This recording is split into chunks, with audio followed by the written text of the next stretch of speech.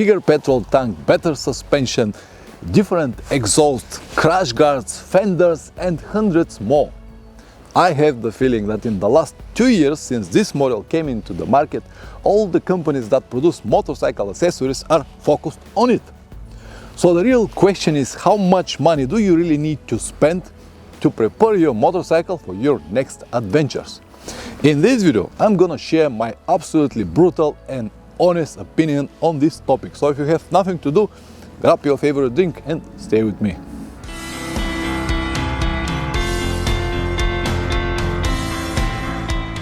Welcome back. Let's go straight to the point. Are these modifications really necessary? In this video, I'm gonna focus on the main three: big petrol tank, better suspension and different exhausts. Are these necessary, really necessary? The quick answer is no, they are not. But because this is not what you expect from me and my videos, I have to tell you a bit long version. Here, exactly on this point, I have to stop and apologize to all gear lovers and give them permission to have a different opinion, to unlike the video or even unsubscribe from my channel. This is what I think, and I never said that my opinion is the only one that really matters. Before you start buying and make all of those changes on your motorcycle, you have to stop and ask yourself one very simple and honest question: what the bike will be used for? Only then, of course, if you have an honest answer, based on it, you can decide at what exactly you need and then proceed and make some changes. They still won't be necessary, but at least they'll be justified from you. Anyway, let's start with the modifications. The very first is going to be the exhaust, because I believe that most of the riders start from there, or to be more precise, from the muffler. Let's see, maybe you will decide to change your muffler, the stock muffler, with something like a Krapovic. The real name is Akrapovic, not a Krapovic, as most of the Western world people say. It's a Krapovic. It comes from Slovenia and finish on ich. Anyway, so you decide to have this Akrapovic on your Tenere because you believe that you're gonna drop like 2 kilograms and gain something like 2-3 horsepower. It is true that if you change only the muffler with Akrapovic, you're gonna drop 2 kilograms and gain 2 horsepower. Do you believe that you are going to feel it? No, but you will definitely feel this 700 euros hole in your pocket. And here you might stop and say, Pavlin, listen, it's not exactly like that. If you change the whole generation from the cylinders up to the end, you're gonna gain something like 3 to 5 horsepower, and the bike will be different, will be much lighter and will work much better. It is true, I will agree with this statement, but then the price will rise up to 1500 euros, and then the deep and dangerous slope starts. Deep and dangerous slope. That was interesting, isn't it? Let me explain. Yes, if you change the whole generation, all of this will happen. The bike will have more power, more lighter, and definitely better sound, but it is not going to react the same way like it was before with original stock exhaust. Let me explain once again. It will be different, it will behave different, but not only on the positive sides. You will definitely have more power, you will definitely have a better sound, but it will react differently. And I know this from a first hand from my friend and mechanic Plamen with his Tenere. He changed the whole generation. Now the bike is more, I would say, sharp. It accelerates a little bit faster. The sound is definitely better.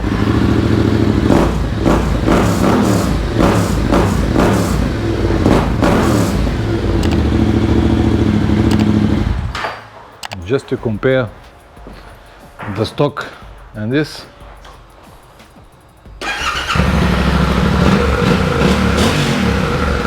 This sounds like scooter.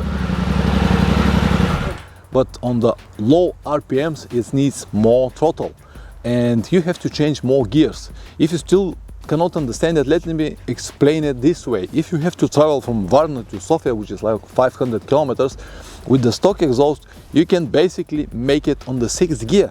With Akrapovic generation, you cannot. You have to change more gears to have the right power in the right moment. I hope it's clear now. Of course, you can fix this issue, but it will take even more money. You need open filter, you need power commander, you need different maps, you need someone to set everything for you, and you will easily reach 3,000 euros. Are you going to race with this motorcycle? For what is all of that? If you want to race, there are much better options than this Tenere. The second point that I promised in the beginning of the video was the suspension. I have heard many people saying that the suspension of this Tenere is terrible. In my opinion, it is fine for 95% of the people, 95% of the time. If you consider yourself like a very rare 5%, then you have to go back and ask yourself the question that I already told you. What the bike will be used for? If the answer is riding on very hard terrains or racing, I already told you there are much better options than this Tenere, because it is true that the suspension of this model is designed for riders 70-80 kilograms, which is mean that the spring rate of these forks is exactly for that. It is the same with the shock. So if you're rider like me, I'm 105 kilograms with all of my gear. I weigh like 105 kilograms before I even load any luggage. Then it is obvious that you need a different springs. So you don't even need to play with all of these features here, compression and rebound. Even that the Tenere have got adjustable suspension, you don't need to play with all of these clickings here before you set the proper springs rate for your weight. Only then, when the springs in the forks and on the shock absorber are changed, you can play with the clicks and find and tune the suspension the way you like it. But you have to know one thing: even if you change it with stiffer springs, the handling will be better. Okay, in the dirt roads, on the big potholes, it won't dive that much. When you press the front brake, it will stay stable on the road, and it will give you some benefits, but all of this of course will come with some negatives. So the usual 3-4 centimeters of the suspension travel that you use when you travel on the asphalt roads will go on forever. It will be very, very hard.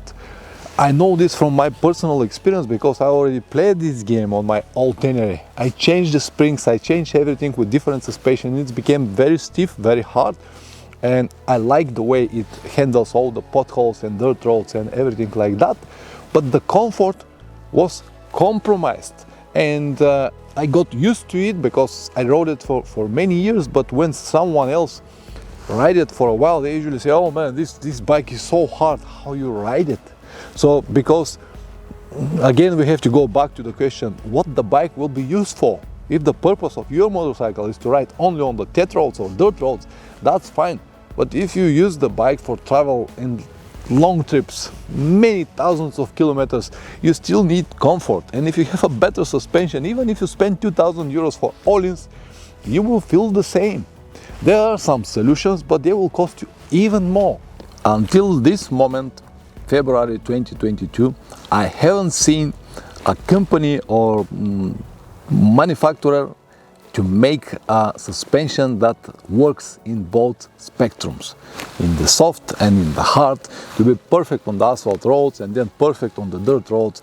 It is impossible. There are some products, some innovations from a few companies like Rally Rate in UK. They design some really nice fork cartridge inside that work well in the asphalt, and then progressive springs to work on the hard terrains. But these options are still very expensive. We're talking about the prices over 2,000 euros. So how exactly to fix this problem or how to find a solution, I really don't know for you, but I can tell you what I will do. I will ride it with the stock suspension as long as I can. And if you feel that it is just not enough, I'm gonna make one very simple modification or cheap modification or solution. I'm gonna add spacers on the top of the springs in the forks and eventually change the spring on the shock. This will give me a little bit more stiffness and will allow me to go and cross the dirt road sections with more stability and eventually safely. And of course I'm gonna do it slowly. Instead of fighting and spending thousands of euros or dollars for a suspension that I'm gonna use very, very rare, because I don't race with this motorcycle. I have all the time of the world.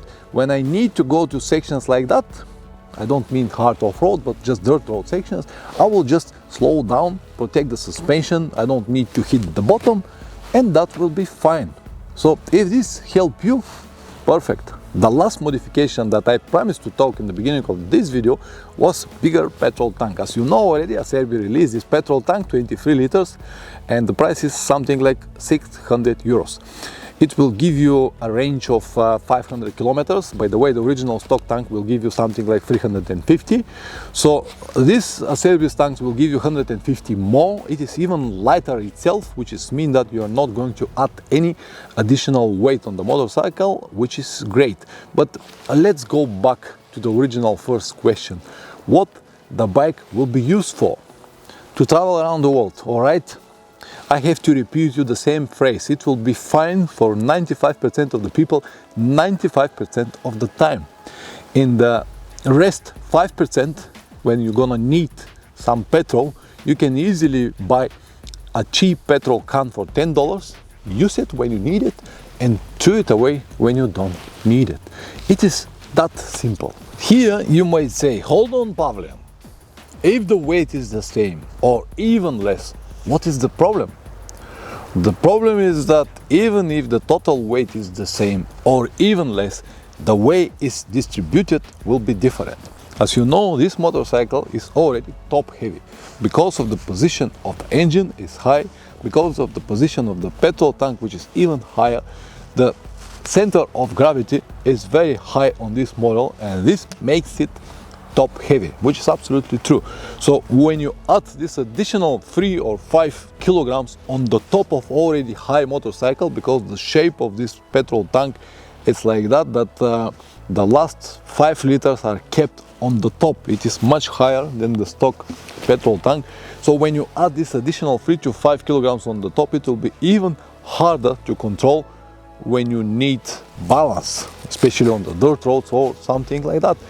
But again, you can stop and tell me, Pavlin, listen, it is good to have this option. I don't need to fill the petrol tank when I don't need it. I can run it empty most of the time, like 15-16 liters inside, and when I need it, I can fill it up to 23.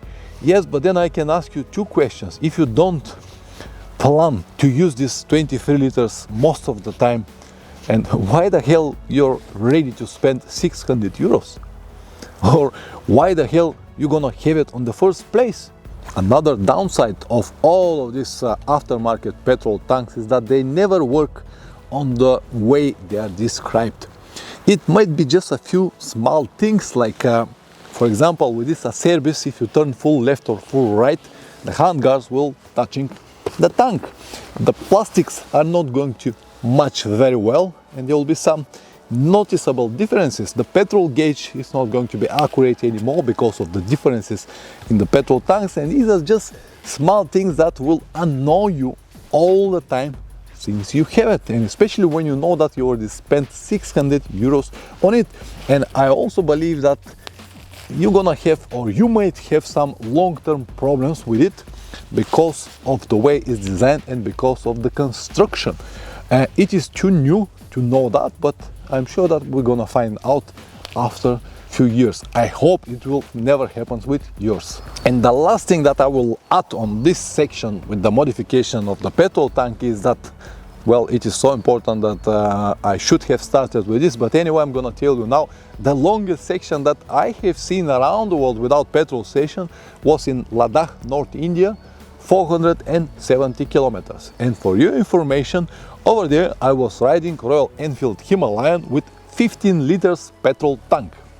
So to go through this section, I found in the garbage yard plastic can, like 5 to 6 liters, fill it up on the first petrol station, tied it on the bike, went through this section, and then threw it away. So my advice to you, as usual, is going to be: stop buying and start riding. I really hope that this video will help you, at least one person, to make the right choice. If you like it what you have seen, or if you think that the information is worth it, please like it, share it. Always ride safe and see you next time. Ciao.